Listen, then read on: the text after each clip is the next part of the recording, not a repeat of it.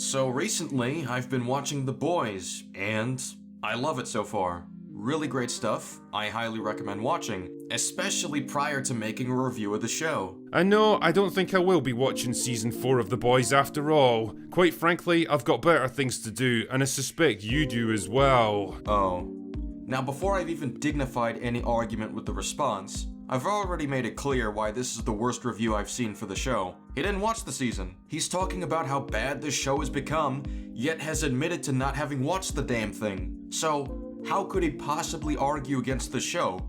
How could he actually convince people who have seen the show that this is of poor quality? Well, let's see him try. You know, I used to be a real fan of that show, to the point where I actually gave the first season a Drinker Recommends award. And truly, what higher accolade can one bestow upon a work of art these days? Anyway, at a time when the superhero genre was already becoming kind of stale and played out, The Boys came along to completely tear up the rulebook. Funny, violent, irreverent, and wickedly subversive, with a complex and well-written cast of heroes and villains, plus a whole lot of other characters in between, and a story that brutally skewered everything from fake corporate activism to our obsession with celebrity culture, media manipulation, and cultural warfare. It was really everything you could look for in a show like this. I kinda checked out after season 3, partly because I was pretty burned out with superhero stories in general, even shows that subverted the genre, and partly because I could see the way The Boys was heading as a creative property. The complex, nuanced and multifaceted characters were slowly morphing into simplified parodies of themselves. Provide one example. The central storyline was becoming trite and predictable, and the bitingly witty satire was becoming more overt and partisan with every season, parroting the same predictable talking points as every other Hollywood product. What talking points are they sharing and why are they bad? Do we get an answer or is this goodbye? Goodbye. Basically, The Boys just wasn't cool or interesting anymore. It wasn't fighting the power, it was the power. It wasn't raging against the machine, it was part of it. What was once rebellious, subversive, and irreverent had become just another mouthpiece for the safe, corporatized, hollow, and performative activism that it once so brutally mocked. Just give me one example and I'll stop bugging you. So I wasn't exactly brimming with excitement at the prospect of sacrificing another 8 hours of my increasingly limited lifespan for the new season. Frankly, I've got better things to do with my time. Like, reviewing a season you didn't watch? But hey, maybe they managed to turn things around. I mean, Stranger Things was drinking at the Last Chance Saloon for me after a disastrously bad season 3, only for the showrunners to listen to fan complaints and come back with an absolute banger of season 4. Maybe we'd actually get something similar here. Okay, maybe this time he'll actually start providing examples, he'll give some references, and engage with the show in good faith. So, it was off to Rotten Tomatoes for me to check out the reviews. Not the critic reviews, of course, because nobody in their right mind gives a shit what those fucking shills have got to say about anything anymore. I'm talking about the audience reviews, which is the only semi-reliable barometer for quality these days, and oh. So he doesn't actually use anything from the show to make his case. He ended up using Rotten Tomatoes. Okay, by your logic, The Rise of Skywalker is a good movie. Prove me wrong. I mean, the audience scores had been gradually declining from an all-time high of 90% in season 1 to 75% by season 3, but that's kind of in line with most shows, to be fair. But there's no denying that season 4 absolutely fell off a cliff. You haven't made an argument. This is just an appeal to popularity. You know what else was popular back in the day? Slavery. So was slavery a good thing in America? What kind of nonsense is this? Your character assassinating the critical in your name. This is not critical thinking, this isn't an argument, this is just tomato throwing. Good lord, I don't think I've seen a fan base turn so hard on any show since Game of Thrones. Look through the reviews and you'll see page after page of absolutely brutal write-ups, all saying basically the same thing. The general consensus is that the show seems to have sacrificed writing quality and smart characterization in favour of simplistic shock value and cheap political point scoring. In short, the writers have become more interested in getting their own personal ideology across and owning the chuds, rather than actually telling a good story. Okay, you didn't watch the show, and you didn't need to admit it in your video for me to know. I'll take this opportunity to talk about some of the best parts of The Boys Season 4 off the cuff. Spoilers, by the way. Season 3 already started to show Homelander as a more vulnerable person, and was the first time we truly saw Homelander scared. Season 4 expands upon this by exploring Homelander's denial of the fact that he's more human than he likes to admit. He tries to convince himself that he's only interested in raising his son to be like gods ruling over everyone, and to treat humans as toys you can play around with however you'd like. But what Homelander has been running from is the fact that he's truly a needy individual, desperate to be loved and appreciated. He may tell Starlight he doesn't care that much if he isn't loved, but we know this isn't the case. Homelander is eventually told by one of the scientists behind his creation that Homelander was programmed with the desire to be loved, so he'd be obedient to everyone in the lab. He could have broken out at any time, but endured it all so he can be accepted. This episode really dives into how broken of a man Homelander is, and what drives many of the mistakes he makes, or his overall erratic behavior. Or how about how Huey reunites with his mom for the first time? Huey remains in character with his short, impulsive responses when he's struggling emotionally. He's immediately angered by his mom's presence because he spent years believing she left him without saying goodbye, for no reason whatsoever. His anger kept her scared to tell him anything, as if he wouldn't have ever accepted anything she says. Huey gets told to work things out with his mom, but doesn't want to confront his past. It's easier for him to stay angry and fight his way to get what he wants for his dad, instead of confronting the question that has haunted him forever. Why did his mom leave? But as hard as it would be for him to try humanizing his mom and giving her a chance to explain herself, he grows past his anger and listens. He learns that the situation was more complicated than he thought, with his dad fully aware of this too. He couldn't believe his mom was deeply depressed and suicidal at first because of how much she appeared to be happy and excited around Huey. What Huey took away from this is that his mom behaved this way because she did care, in spite of how much pain she was hiding from him. It gives him closure on the pain that has affected him for years, something he took a while to even talk with Annie about. And that's not the only person Huey is able to forgive in his life. A-Train seems to be going through an arc of redemption of his own. Throughout seasons 3 and 4, we learn more about where A-Train comes from and what he believes in, and that there is a part of him that truly wants to be good. But he's stuck in a world that forces him to act otherwise. He thinks that doing what's right is what gets you killed and is desperate to survive, but he starts feeling guilty for the fact he's not truly a hero. He's only pretending to be as he gets away with hurting many people. His brother revealing the truth to his nephews gave him a major moment of introspection. A-Train isn't just cold-hearted and pure evil like Homelander is. While he is still wrong for what he did in the past, he still has a desire to be good buried underneath the fear of the consequences. He even starts helping Huey and the others fight back against Vought. He also tries to help Huey save his dad based on the deal, even under the belief that Huey won't honor his end of the deal anyway. When Huey notices this, he spots a true change in heart for A-Train. He grows tired of the hate and decides to forgive him for what he did,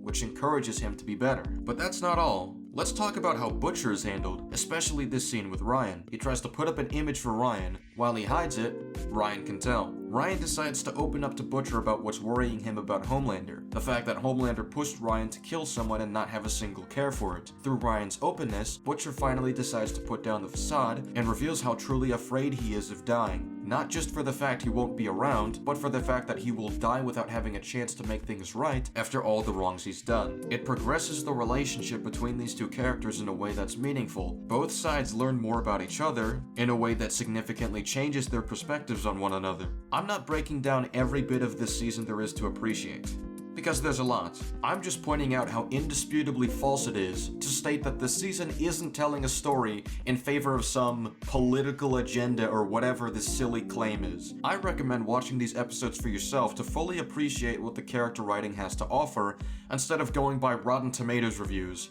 or any other frivolous reasons Drinker gives. Naturally, I was curious to get the other side of the story. If you were, you'd actually watch the season, but go on. So I took a look at a recent interview with showrunner Eric Kripke in The Hollywood Reporter, and he had this to say about accusations that the show had become too partisan. I clearly have a perspective, and I'm not shy about putting that perspective in the show. Anyone who wants to call the show woke or whatever, that's okay. Go watch something else. But I'm certainly not going to pull any punches or apologise for what we're doing. Some people who watch it think Homelander is the hero. What do you say to that? The show's many things, subtle isn't one of them. So if that's the message you're getting from it, I just throw up my hands. You know, why do I feel like this is rapidly becoming a tale as old as time? A show gets popular and goes mainstream, the writers get a little too overconfident and think they can use it as a platform for their own personal hang-ups, the fans start to push back against them, and instead of taking that criticism on board and responding in a constructive manner... Your criticism isn't constructive, it's dishonest.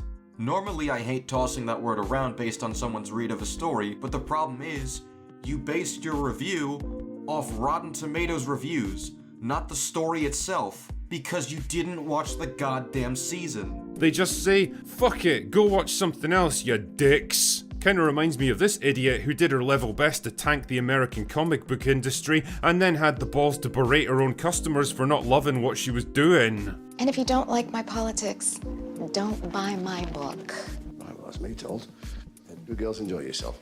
It's the entertainment equivalent of that asshole kid who takes his ball and flounces off home because everyone else won't play the game the way he wants them to. No, this is actually like telling a kid who does nothing but whine at basketball practice to go home when he made no attempt to actually play the game or learn anything. It's this weird narcissistic sense of entitlement amongst creatives these days that everyone should just unconditionally support and agree with you because you're such a paragon of wisdom that there's no possibility you could ever be wrong about anything. You unconditionally supported and agreed with Rotten Tomatoes reviews instead of watching the show as a means of crapping on the latest season. You can't be serious when you say this.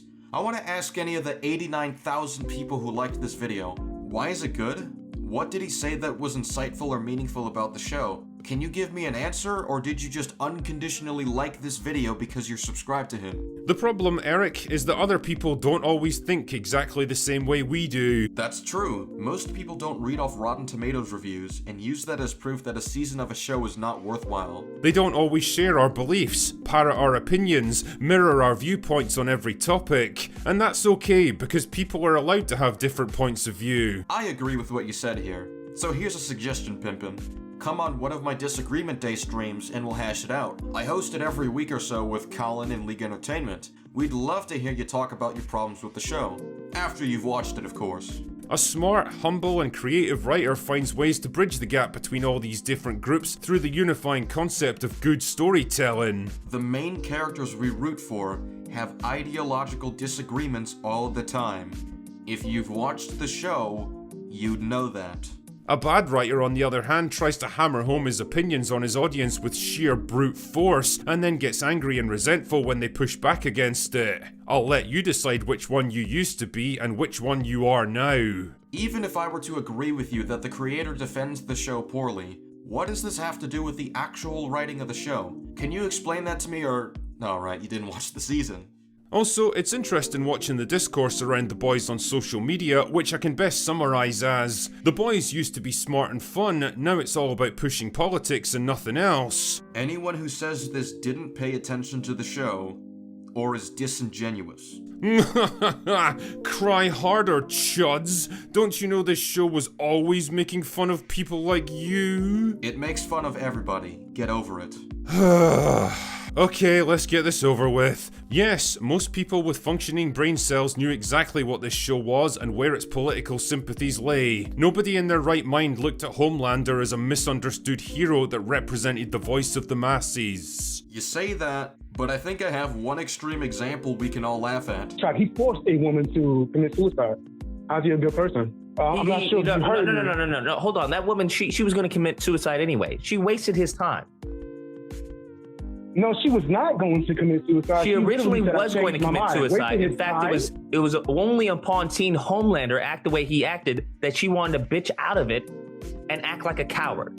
So in fact, Homelander was keeping her consistent. A coward? That's correct. If you make a decision, right, to do something and then you back out of it, you're a coward. All right, it sounds like if you truly believe that, you're just as evil as Homelander. I believe that if he listen to me.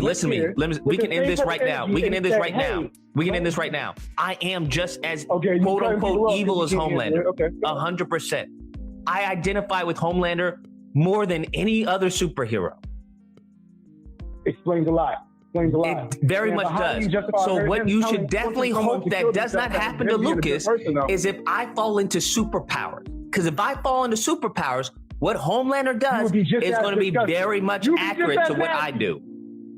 100%. Nobody looked at Stormfront and thought, you know what, she's got a point there. Nobody clapped and cheered when the Deep forced himself on Starlight, and it's complete gaslighting to suggest otherwise. The show was never particularly subtle about its politics or what it expected its audience to take from it. The difference though is that for the first couple of seasons at least, it was actually fun and entertaining because the creative focus was still on the story and characters. And believe it or not, people can be surprisingly receptive to your political ideas when they're smartly presented and wrapped up inside an entertaining product. People can empathize with characters that embody ideas they don't normally support, as long as those characters are well written and likable. People are even capable of laughing at themselves when you point out the more absurd or extreme elements of their worldview, provided you do it in a way that's actually funny and insightful. In each of these cases though, the primary focus should always be on entertaining your audience instead of lecturing or pandering to them, and I think this is where The Boys has finally come unstuck. The more strident and blatant your messaging becomes, the less entertained people are going to be, and the more of your audience you end up pushing away. Instead of uniting them with entertainment, you end up dividing and alienating them with politics. And well, I hope it was all worth it, Eric. I hope it was worth tanking your franchise, tarnishing your legacy, and turning your own customers against you, all for the sake of some cheap political theatre that's going to be forgotten as soon as your show's over. I hope all those pats on the back that you and your fellow writers have given yourselves make you feel better when the show inevitably gets cancelled. That's a neat argument. Now have you watched the season? Anyway, that's all I've got for today. Go away now. Goodbye.